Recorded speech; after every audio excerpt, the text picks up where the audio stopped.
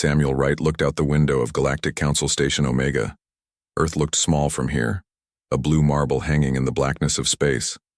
5 years had passed since humans joined the Galactic Council, and still most alien species treated them like children who had wandered into an adult conversation. Enjoying the view? Amanda Garrett walked up beside him. Her intelligence officer uniform was pressed and perfect as always. Just thinking about home, Samuel said. As Earth's top diplomat on the station, he rarely had time for such moments of quiet. Well, don't get too comfortable. The Draxians are making moves again. Amanda handed him a datapad. Our monitors picked up their ships in Sector 7. Samuel frowned. That's within Earth's protected zone. The treaty clearly states, since when do the Draxians care about treaties? Amanda's voice was bitter. They've been mining asteroids in our territory for months. Samuel knew she was right. The Draxians, with their gray, scaly skin and 7-fingered hands, were one of the most powerful species in the Council. They also viewed humans as barely more than clever animals. I need proof, Samuel said. Real evidence I can bring to the Council? That's why I'm here. Amanda smiled. I've tracked their main harvester ship. With a small shuttle, we could get close enough to record their operations. Samuel nodded. This was risky but necessary. Earth needed to stand up for itself. 3 days later, their small shuttle drifted silently among the asteroids of Sector 7. Samuel and Amanda wore spacesuits as they guided their craft toward a massive Draxian harvester. The alien ship was enormous, its drills tearing into a resource-rich asteroid. Get closer, Samuel whispered, even though no one could hear them in space. I need clear images of their mining equipment. Amanda guided the shuttle, behind a smaller asteroid. This is as close as I dare. Any closer and their sensors will detect us. Samuel activated his helmet camera and focused on the Draxian ship. This is Samuel Wright, Earth diplomat. I am recording illegal mining operations by Draxian vessels in Earth-protected Sector 7. This is a clear violation of Treaty 459B. Suddenly, warning lights flashed inside their shuttle. They've spotted us, Amanda said, her voice calm despite the danger. Hang on. She fired the engines, but it was too late. A bright blue beam shot from the Draxian ship, freezing their shuttle in place. It's a tractor beam, Samuel said. Amanda tried to break free, but the shuttle's engines couldn't overcome the powerful pull. I'm sending our coordinates and data back to Earth now. Samuel nodded grimly. Make sure they get everything we've recorded. As the shuttle was pulled toward the massive Draxian ship, Samuel felt a strange calm. He had always known his job was dangerous. What he didn't know was that he would soon become the spark that would change the galaxy forever. The Draxian guards pushed Samuel and Amanda down a long corridor. Their spacesuits had been taken, replaced with simple gray jumpsuits. The air smelled strange. Too much sulfur and something metallic. As representatives of Earth, we demand to speak with your commander, Samuel said firmly. The Draxian guard closest to him made a clicking sound that their translator rendered as laughter. You are not representatives, you are spies. They were brought to a large chamber where a Draxian in ornate armor sat on a raised platform. This was clearly their leader. I am Kraz-Thul, commander of this vessel, the Draxian said. You have been caught spying on our legitimate operations. Legitimate? Samuel stepped forward despite the guards. You are mining in Earth territory. This violates our treaty with the Galactic Council. Kraz-Thul's yellow eyes narrowed. Your species is too young to understand galactic politics. Earth was given protection status out of pity, not respect. The resources in this sector are vital to the Draxian Empire. The treaty, Samuel began. Enough. Kraz-Thul stood. Your presence here is an insult. The Council will be informed that Earth is not ready for galactic citizenship. Amanda spoke up. The Council will know the truth. We've already transmitted evidence of your illegal mining. This seemed to anger the commander. He spoke rapidly, to his guards in their native language. The guards grabbed Amanda and began dragging her away. Wait, Samuel shouted. What are you doing? Your female accomplice will be held while we decide her fate, Krozthul said. As for you, Diplomat Wright, you will serve as a message to your primitive planet. Samuel struggled against the guards, but their grip was too strong. Earth won't stand for this. Release us now, and we can resolve this diplomatically. The Draxian commander laughed. Your species doesn't understand true power. Perhaps after today you will learn. On Earth, Admiral William Scott stared at the emergency transmission coming in from space. The video was breaking up, but he could see Amanda Garrett's face clearly enough. Captured by Draxians, illegal mining operation, Samuel taken to execution. The transmission cut in and out. Boost the signal, Scott ordered. The technicians worked frantically, but the signal remained weak. Amanda's voice came through once more. Broadcasting the execution as a warning, help us. Then the transmission went dead. Admiral Scott turned to his communications officer. Contact the President immediately, and get me a direct line to our representatives on the Galactic Council. Before either order could be carried out, all screens in the command center suddenly switched to the same image. Samuel Wright, kneeling, before a Draxian commander, surrounded by armed guards. The Draxian spoke directly to the camera. Let this be a lesson to Earth and all primitive species who would challenge their betters. Admiral Scott watched in horror as the Draxian raised a weapon. Samuel Wright looked directly into the camera. His voice was steady as he said, Tell Earth I'm sorry. Tell them to stand strong. The beam from the Draxian weapon flashed bright blue. Samuel's body crumpled to the ground. The transmission cut to the Draxian commander. The human was caught spying on legitimate Draxian operations. Let all species remember their place in the galactic order. The screens went dark. The command center was silent for a long moment. Then Admiral Scott spoke, his voice ice cold. Get me the President. Now. President Catherine Bell sat at the head of the emergency council table. The room was filled with Earth's top military and political leaders. The video of Samuel Wright's execution had been seen by billions. The Galactic Council has issued a statement of regret over the incident, said one of her advisors, but they have taken no action against the Draxians.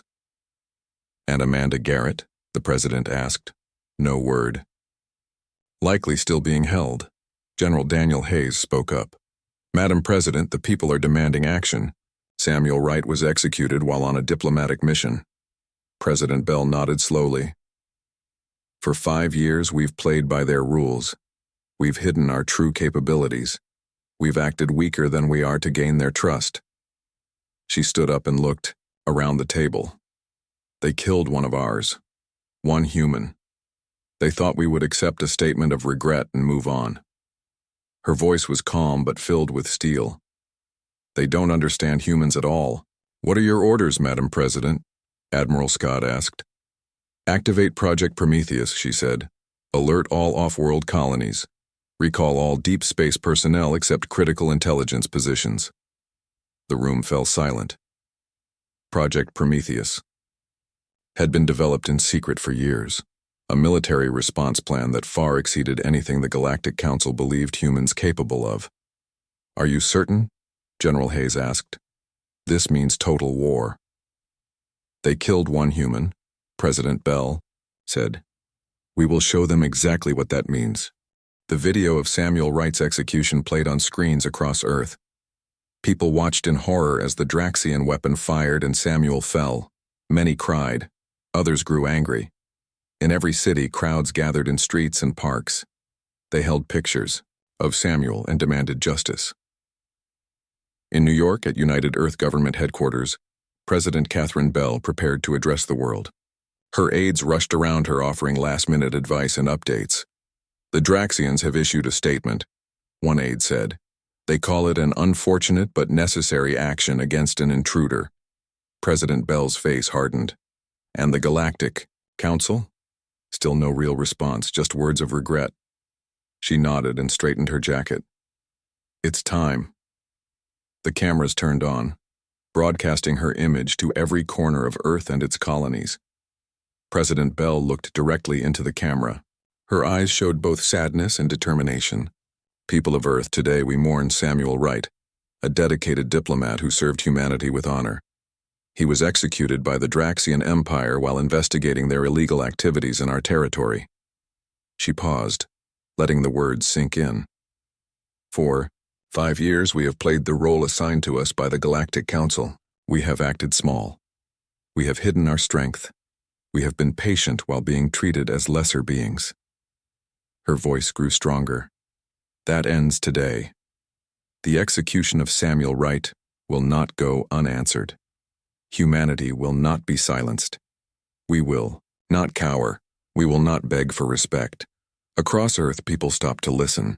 In homes, in offices, in public squares, billions watched as their president spoke words they had waited years to hear. I have activated our defense protocols. All military reserves are now on active duty. All spacecraft production facilities are shifting to military output. The Mars colony defense grid is now fully operational. In space, hidden satellites that had appeared dormant suddenly came to life. Deep in underground bases, weapon systems that had been concealed from alien inspection powered up. To our enemies, know this: they killed one human. Our response will be remembered for generations. The broadcast ended. President Bell turned to her military commanders. Is Project Prometheus ready? She asked. General Daniel Hayes nodded. Yes. Madam President, Dr. Palmer reports all systems are operational. Then let's proceed. The Draxians believe they know our capabilities. It's time to show them how wrong they are. In a secure facility beneath the Rocky Mountains, Dr. Eric Palmer stood before a massive holographic display. The room hummed with energy as scientists and military personnel worked at various stations. Project Prometheus is at full readiness, he reported to General Hayes. The fleet can deploy within 12 hours. On the display, hundreds of ships appeared. These weren't the simple vessels Earth had shown to the Galactic Council. These were advanced warships, built in secret over the past decade. What about the new drive systems? Asked the general. Fully functional, our ships can move 3 times faster than anything the Draxians have. They'll never see us coming. A young officer approached them. Sir, Lisa Wright is here. Samuel's sister entered the room. Her eyes were red from crying, but her face showed resolve. Since her brother's death, Lisa had become a symbol for human resistance. Dr. Palmer, she said, I want to see what you're going to use to get justice for my brother. Dr. Palmer nodded and led her to a different display. It showed weapons unlike anything publicly known. These are gravity disruptors, he explained. They can disable Draxian ships without destroying them. And these, he pointed to another image, are shield penetrators designed specifically to counter Draxian defenses. Lisa touched the display. Samuel never knew about any of this, did he? Very few did. We kept our true capabilities hidden even from most of our own diplomats. Good, Lisa said. The surprise will make it all the sweeter when the Draxians realize their mistake. On Mars colony, workers rushed to activate the planet's defense grid. Hidden silos opened, revealing missile batteries and energy cannons. In orbit, stealth satellites shifted position, forming a protective network around the red planet. Colony Governor Frank Peters watched from the control center. Status report, he demanded. Grid at 80% capacity, sir, full power in 15 minutes. And the special units? Ready for deployment. The Draxians have no idea they exist. Governor Peters smiled grimly. For years, Mars had appeared to be nothing more than a scientific outpost and minor mining operation. In reality, it was a fortress. Send word to Earth. Mars stands ready. In space, Captain Olivia Clark received her orders aboard the stealth battleship UES Vengeance. The ship had been hiding in the shadow of Jupiter's moon Europa, its advanced cloaking technology making it invisible to Galactic Council sensors. Prepare the crew for combat operations, she told her first officer. We move in 6 hours. Lieutenant Jason Miller, the tactical officer, studied the mission details on his screen. The Draxians outnumber us 5-1, Captain. Numbers don't matter, Captain Clark replied. They don't know what we're capable of. They've seen our outdated vessels, our limited weapons. They've never faced our true technology. Throughout the ship, crew members prepared for battle. They had trained for this moment for years. Everyone had seen Samuel Wright's execution.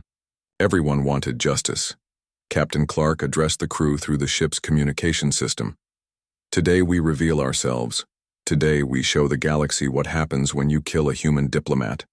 Today we begin a war the Draxians started but will beg us to end.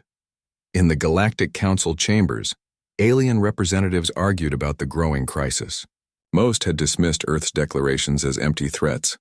Humans were newcomers, barely able to travel between nearby stars. What could they possibly do against the might of the Draxian Empire? Zorlix, a four-armed alien with blue skin, seemed less certain. As Earth's main contact on the Council, he had spent more time with humans than most. We should take their threats seriously, he warned the Council. There is something about humans we may not understand. The Draxian representative laughed, a harsh clicking sound. They are children playing at war. Their technology is primitive. Their weapons are toys compared to ours. Then why execute their diplomat? Zorlix asked. If they are so insignificant, why make such a display? Before the Draxian could answer, an aide rushed into the chamber and whispered urgently in his ear. The Draxian's scales paled to an ashen gray. What is it? Asked the council leader. The Draxian seemed unable to speak for a moment. Finally, he found his voice. Human warships have appeared at 12 of our military installations, simultaneously. They are using weapons we have never seen before. Our outer defenses have already fallen. Silence filled the chamber. Then Zorlix spoke, his voice quiet but clear. It seems the children have teeth after all. On Earth, President Bell received the first reports of battle. The human fleet had struck, with precision and overwhelming force. The Draxian defenders were in chaos, unable to counter technologies they never knew existed. Casualties? She asked. None so far, Madam President. Our shields are holding. President Bell nodded and turned to look at a portrait of Samuel Wright that had been placed in the war room. They killed one human, she whispered. Now they learn what that means. Captain Olivia Clark stood on the bridge of the UES Vengeance as the ship dropped out of faster-than-light travel. The massive Draxian military base filled the view screen. Its weapons pointed outward, ready to defend against attacks from space. But the Draxians had never expected an enemy to appear so close to their base. All ships in position, Lieutenant Jason Miller reported. The Draxians have not detected us yet. Good, Captain Clark said. She touched the communication panel on her chair. This is Captain Clark to all ships.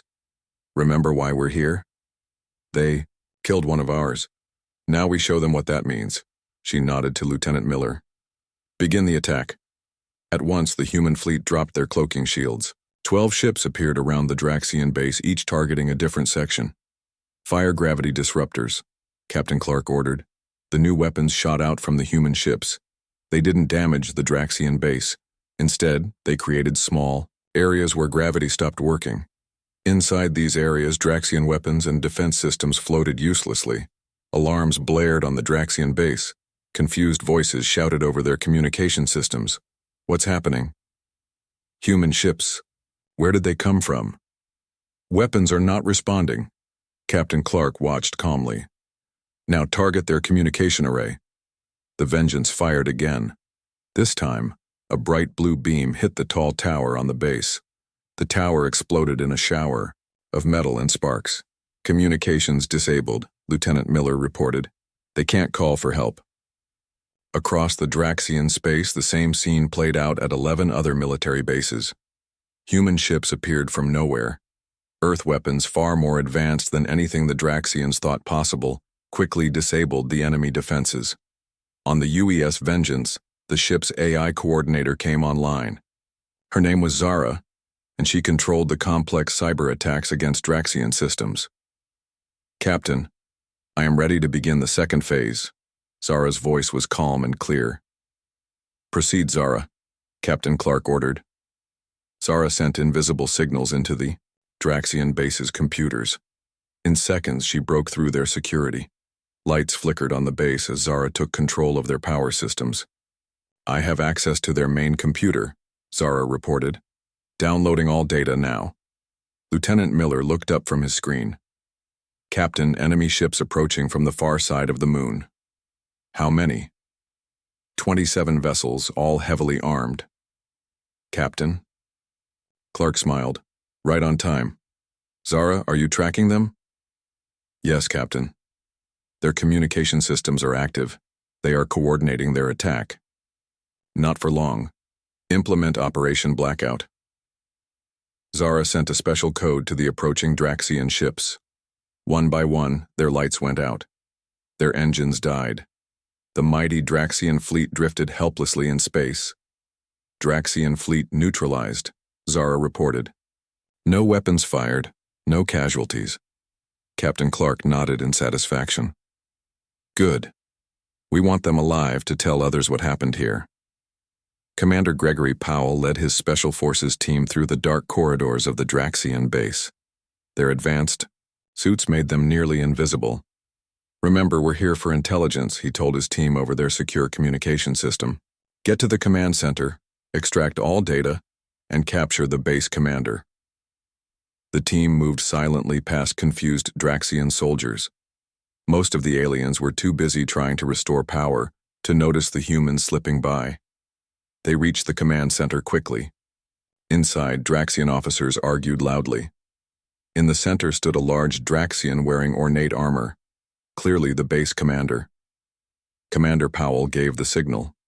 His team threw small devices into the room. The devices released a gas that only affected Draxians. Within seconds, most of the aliens fell unconscious. The team rushed in, securing the few Draxians still awake. Commander Powell approached the base commander, who struggled against the gas. "Who are you?" the Draxian demanded. "How did you get past our defenses?" "We're human," Commander Powell replied simply. "And you killed one of us." Back on Earth, President Bell received updates from all 12 attack sites. Every mission was succeeding beyond expectations. Draxian defenses had fallen quickly. Their weapons proved useless against Earth's advanced shields. "Casualties?" she asked General Hayes. "None, Madam President, not a single human life lost." Dr. Eric Palmer entered the command center, his face excited. "The data is already coming in from the captured bases. The Draxians have detailed information on all council species. This will be invaluable for our next moves." President Bell nodded. "What about the Galactic Council? How have they responded?" "They're in panic," General Hayes reported. "Most species didn't know we were capable of this level of technology. They thought we were primitive newcomers." "Good," President Bell said. "It's time for the next message." She stepped up to a communication station. Her words would be broadcast to every corner of the galaxy. "This is President Catherine Bell of Earth. Today, human forces have neutralized 12 Draxian military installations. We did this without taking a single Draxian life. This was a demonstration, not a massacre." She paused, her voice growing harder. "The Draxians executed our diplomat Samuel Wright, believing there would be no consequences. They were wrong. This is what happens when you kill one of ours. Earth will not be underestimated again." The message ended. President Bell turned to her advisors. "Prepare Phase 3. The Draxians must learn that this is just the beginning." In the Galactic Council chambers, chaos reigned. Representatives from all species talked at once, demanding information and protection. The Draxian representative faced angry questions from all sides. "You said humans were primitive. How did they hide such technology? Are we at risk too?" Zorlix watched silently. As Earth's main contact in the Council, he had suspected humans were hiding their true capabilities. But even he was shocked by the scale of their attack. A message arrived for him. A private communication from Earth. It was short but clear. "We remember our friends. Stay neutral, and Earth will remember your wisdom." Zorlix made his decision. He stood and addressed the Council. "I move that the Galactic Council officially condemn the Draxian execution of the human diplomat. I further move that we recognize Earth's right to seek justice for this unprovoked act." The Draxian representative hissed in anger. You take their side? After this attack? They killed no one, Zorlix pointed out. Despite their overwhelming advantage, they chose restraint. Can you say the same about your execution of their diplomat? The council chamber fell silent as members considered this truth. Across human colonies, people watched reports of the successful attacks. In city centers, crowds cheered as news spread of Earth's victory. On Mars colony, Governor Peters addressed the colonists. Today marks the beginning of a new era. No longer will humanity hide its strength. No longer will we be treated as lesser beings. Lisa Wright, Samuel's sister, stood beside him. She held up a picture of her brother.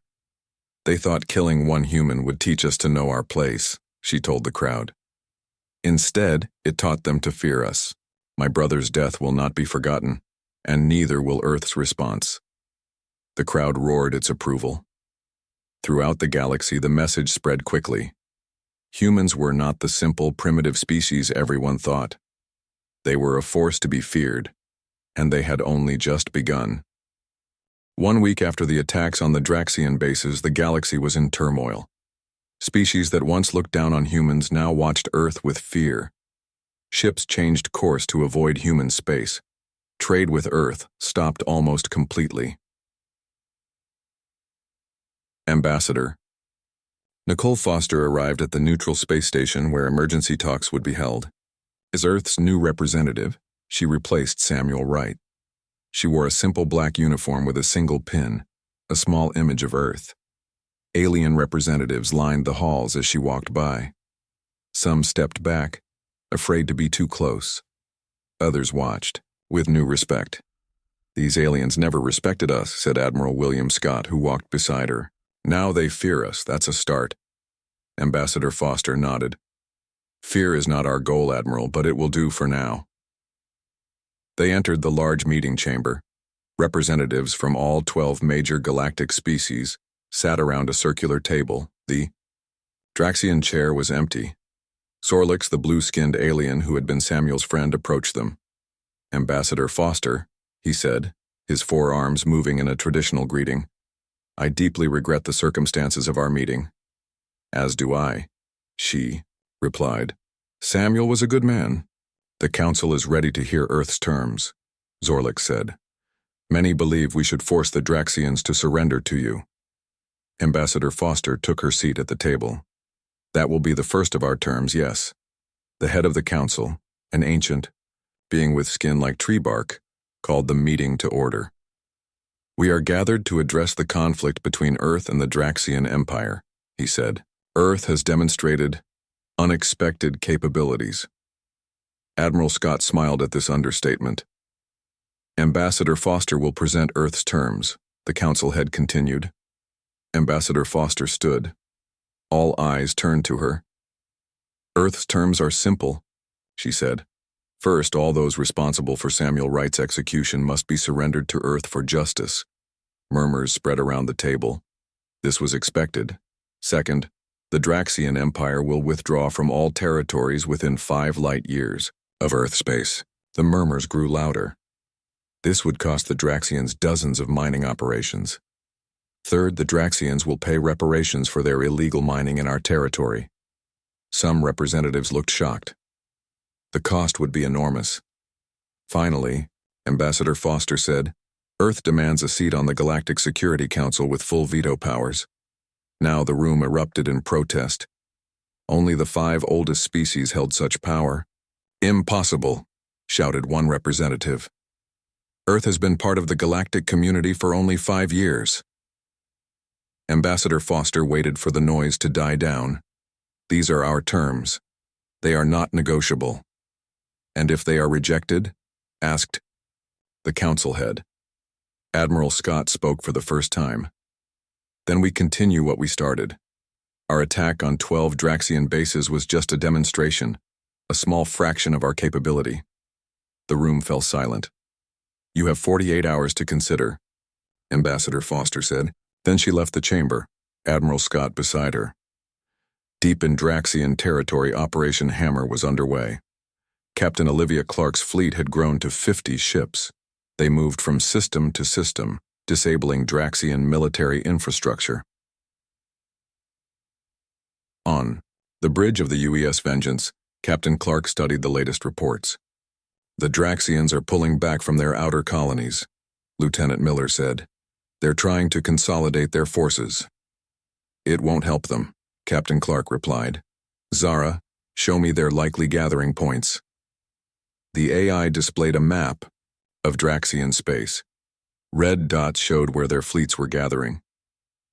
They're following standard Draxian defense protocols, Zara explained. But we have their playbook. We know exactly what they'll do next. Captain Clark nodded. Send the coordinates to all ships. We'll strike their gathering points before they can organize. On the Draxian homeworld, Supreme Commander Drex faced the ruling council. His scales had turned a pale gray, a sign of extreme stress. The humans destroyed another defense station today, he reported. That makes 27 military installations lost in 7 days. How? Demanded one council member. You said their ships were primitive. They concealed their true technology, Drexer admitted.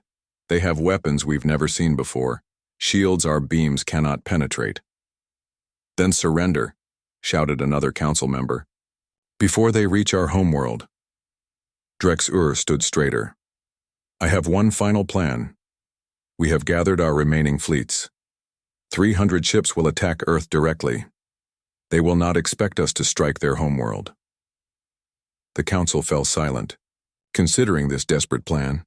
It must work, said the head counselor finally, or the Draxian Empire may not survive. Dr. Eric Palmer rushed into the Earth Command Center, his face excited. Madam President, we've intercepted Draxian communications. They're planning to attack Earth directly. President Bell showed no surprise. How many ships? 300, gathered from all their territories. General Hayes looked concerned. That's a massive force, Madam President. Is it a threat to our defenses? She asked calmly. Dr. Palmer shook his head. Not with our new shield technology, but it shows they're desperate. President Bell turned to the large strategic display. Earth glowed blue at the center, surrounded by layers of defenses that had remained hidden until now. Let them come, she said. Admiral Scott, prepare Operation Final Lesson. 3 days later, the massive Draxian fleet appeared at the edge of the solar system. 300 warships, the largest fleet gathered in a century. Supreme Commander Drexer stood on the bridge of his flagship. Forward, he ordered. For the glory of the Draxian Empire. The fleet moved toward Earth, weapons charged. They expected resistance. They expected a fight. They did not expect what happened next. As they passed the orbit of Jupiter, 500 human ships appeared around them. Not dozens, not 100. 500 warships that had been waiting, cloaked and silent. On Earth, President Bell gave a simple command. Begin. The human ships fired together. Not with weapons that would destroy the Draxian fleet, but with the specialized gravity disruptors. In seconds, the entire Draxian fleet hung helpless in space, their engines and weapons disabled. Then a message played on every Draxian ship. It showed Samuel Wright's face. My name is Samuel Wright, the recording said. I am a diplomat from Earth. I believe in peace. I believe in cooperation between species. Remember my face. Remember my words. This is what you destroyed when you killed one human. The message ended. Then Admiral Scott's voice replaced it. This is Admiral William Scott of Earth. Your fleet is disabled. Your empire is defeated. You killed one human. This is our answer. On his flagship, Supreme Commander Drexer sank to his knees. The mighty Draxian Empire had gambled everything on this attack, and lost. On the neutral space station, Ambassador Foster received news of the Draxian fleet's defeat. She entered the council chamber where the representatives waited anxiously. The Draxian attack fleet has been neutralized, she announced. Earth's forces have disabled all 300 ships without destroying a single vessel. The representatives looked at each other in amazement. No species had ever shown such power and such restraint. The humans could have destroyed them all, Zorlix whispered to another representative. Yet they chose not to. Ambassador Foster took her seat. Earth's terms remain the same. Does the Council accept them? The Council head looked around the table. One by one, the representatives nodded. We accept, he said finally. Ambassador Foster allowed herself a small smile. Good. Let's begin a new chapter in galactic history. One where humanity is never underestimated again. 1 month after the defeat of the Draxian fleet, representatives from all galactic species gathered on the Draxian homeworld. The surrender ceremony would take place in the Grand Hall of the Draxian High Council. President Catherine Bell stood on the raised platform. She wore a formal white uniform with Earth's symbol on the shoulder. Admiral William Scott stood on her right. Lisa Wright, Samuel's sister, stood on her left. The hall was filled with diplomats, military leaders, and news reporters from across the galaxy. All had come to witness the formal end of the shortest and most one-sided war in galactic history. The eyes. Massive doors opened. Supreme Commander Drex Ur entered, followed by the 7 members of the Draxian High Council. Their scales had faded to a dull gray. Their usual proud walk was replaced by slow, defeated steps. They approached the platform, where President Bell waited. Drex Ur carried a metal box, the traditional symbol of Draxian surrender. Supreme Commander Drex Ur, President Bell said, her voice carrying through the silent hall. You come before us today to surrender the Draxian Empire to Earth. Yes, Drex Ur replied, his voice low. The Draxian Empire surrenders to Earth. He placed the metal box on the platform at President Bell's feet. Then he stepped back and bowed his head. The terms of surrender have been agreed upon, President Bell continued. First, those responsible for the execution of diplomat Samuel Wright. From a side door, Krasthul was led in by human guards. This was the Draxian commander who had ordered Samuel's death. He looked smaller now, his ornate armor replaced by simple clothes. Krasthul, President Bell said, you are charged with the murder of a diplomatic representative. You will face Earth's justice. Krasthul said nothing as the guards led him away. Second, President Bell continued, all Draxian forces will withdraw from the territories specified in our agreement. Drex Ur nodded. It is already underway. Third, the Draxian Empire will pay reparations for illegal mining activities in Earth space. The first payment has been made, Drex Ur confirmed. President Bell looked around the hall, meeting the eyes of representatives from every species.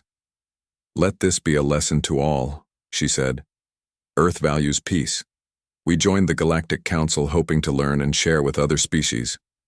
But we will not be treated as lesser beings. We will not accept the murder of our people. She gestured to Lisa Wright, who stepped forward. My brother believed in peaceful relations between species, Lisa said.